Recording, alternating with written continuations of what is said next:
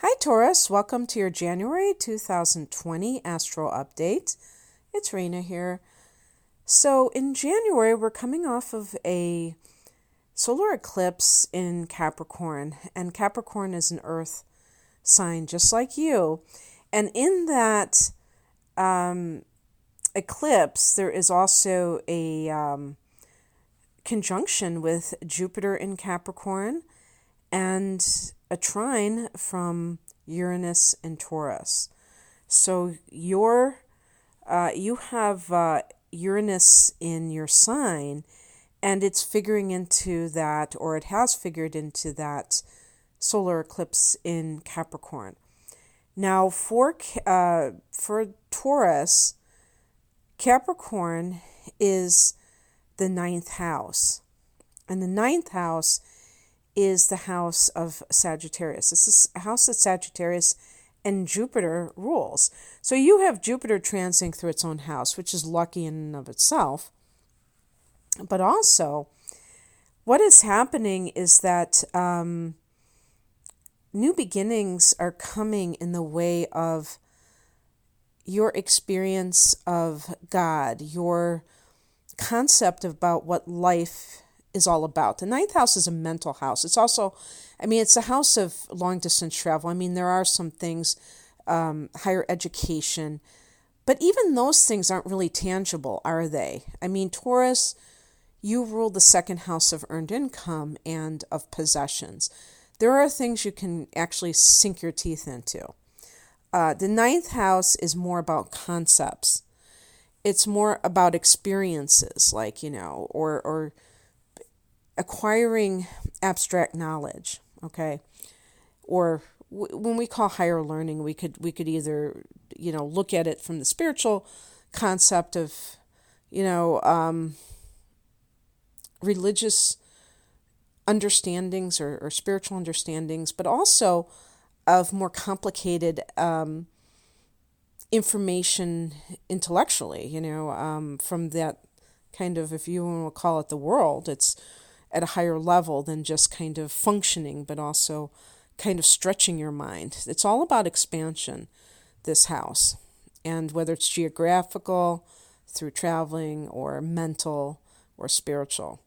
So the point being that it's hard to sometimes maybe appreciate, having Jupiter in this house, because you're like, okay, what's going to expand in my life? I'm going to take more college classes, whoop-de-doo, But it can be that you begin to have a broader perspective of life, and that can benefit you in so many ways. Taurus is a fixed sign. You're an earth sign.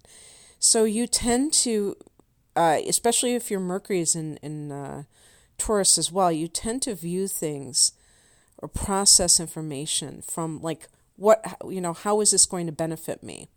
And I get it. I have, a lot of earth and I have Taurus rising. I understand valuing things from a practical level. But there's something to be said for being a visionary. There's something to be said for looking beyond the current horizon, or I don't know if I'm mixing metaphors there, but you know what I mean, of being more open-minded, more far-sighted, not just being narrow and sticking to your own little world, but kind of opening up your world. And that's kind of what Jupiter in the ninth house is going to gift you for the next year. But then you also have this solar eclipse here.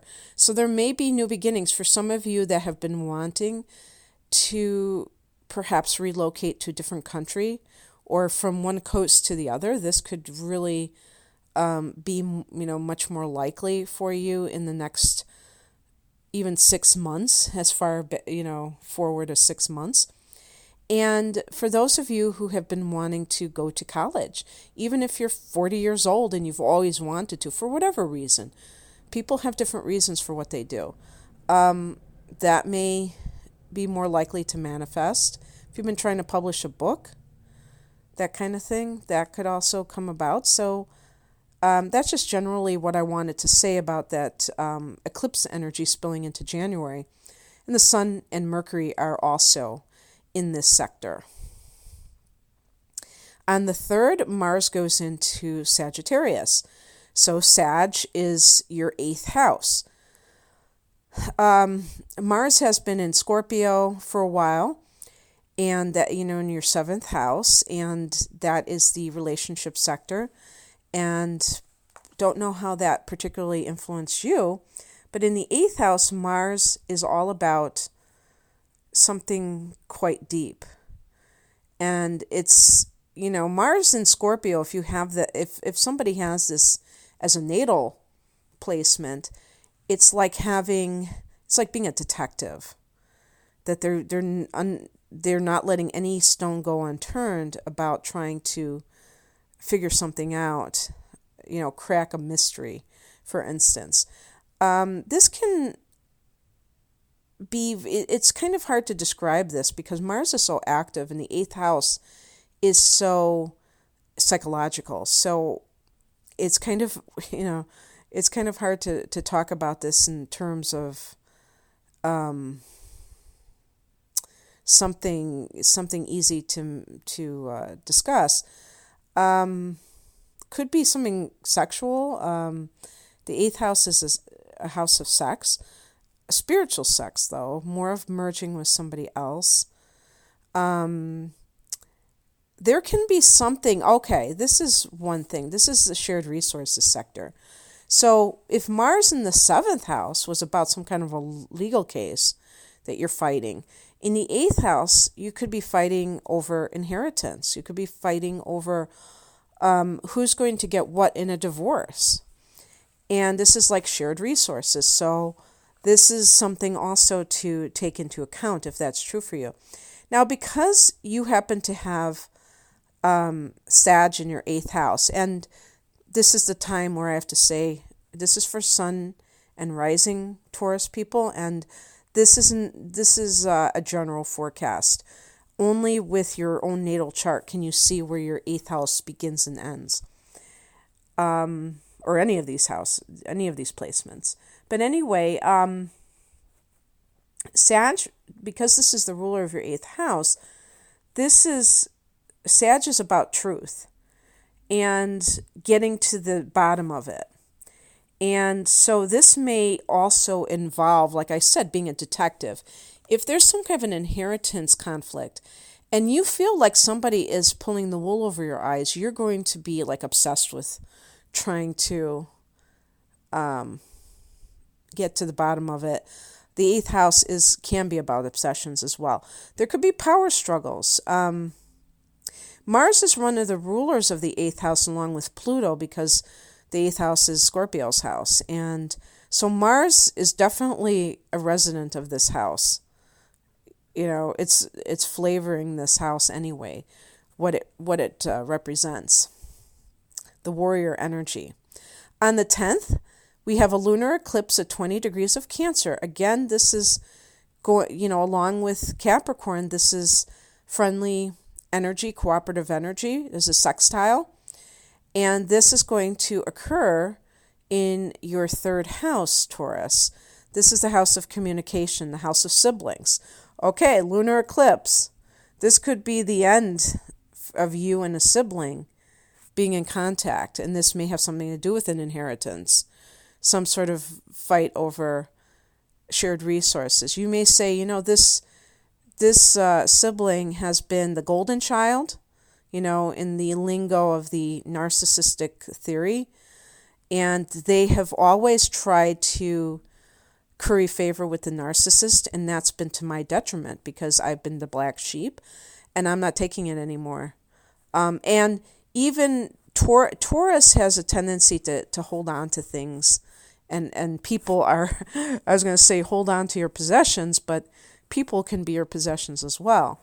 But the lunar eclipse can help to kind of release that, help you to release it. So this would be if it's no longer serving you.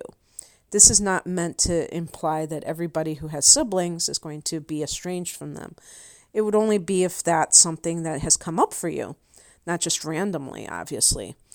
This can also have something to do with where you live, your local area, because it could be like the last straw. So this is kind of like civic minded house, local area minded. But if you've been dealing with a lot of nonsense, maybe higher property taxes or just the way that they've been running things, you may say, okay, that's it, I'm out of here, that kind of thing. Doesn't mean you're going to move right then and there, but it could be the beginning of the end.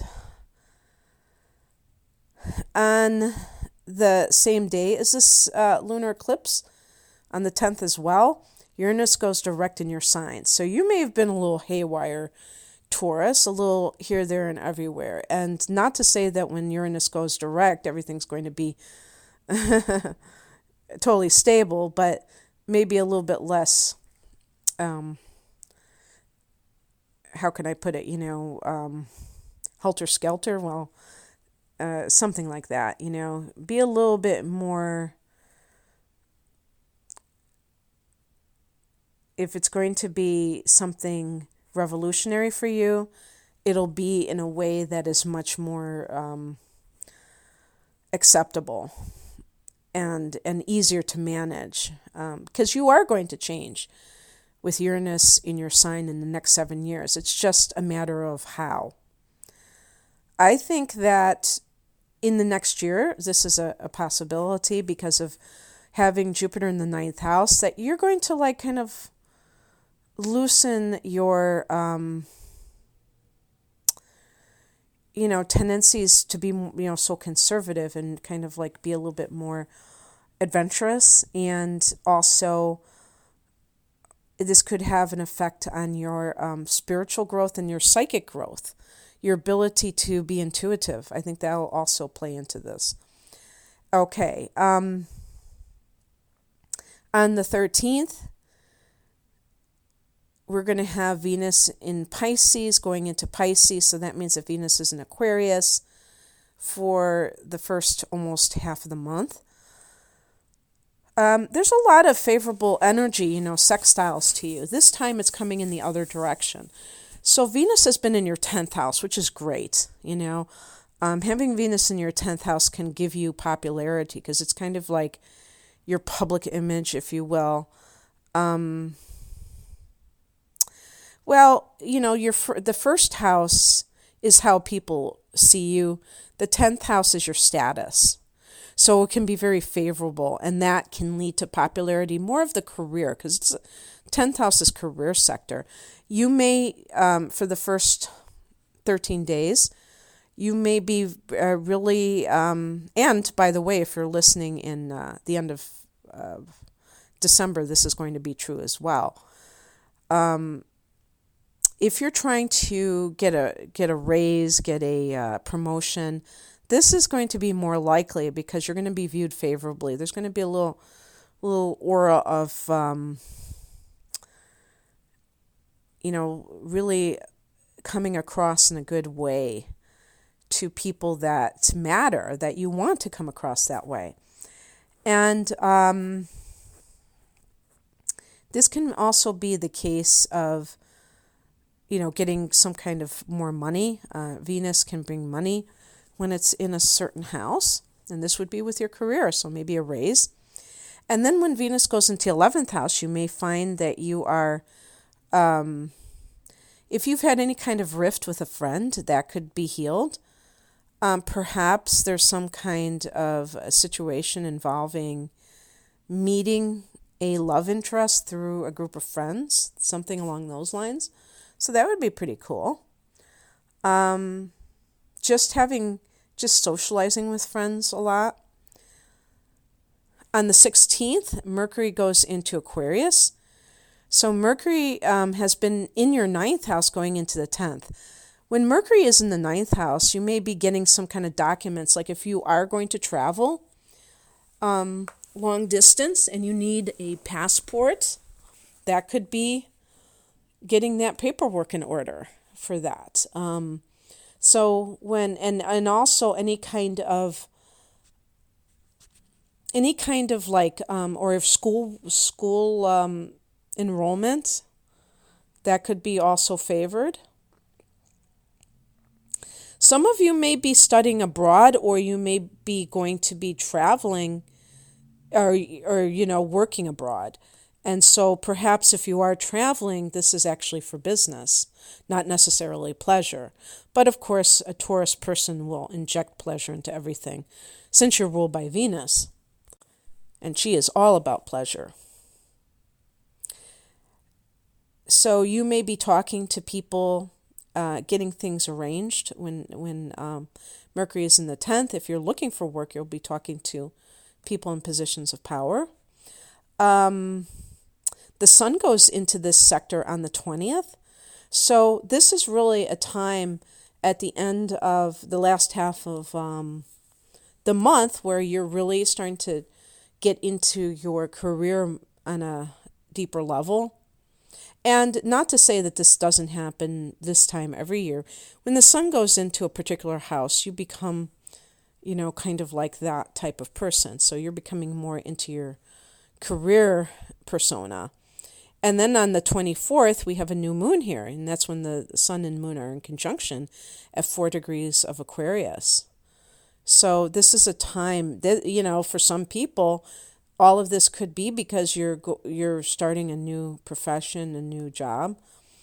And, yeah. So this is, it seems to me that if I had to sum up January for you, in a lot of ways, Taurus, there's the themes of expansion and of career. So I hope that you enjoyed this, and if you would like a private reading, the link is below to my online store. Take care, Taurus. Bye.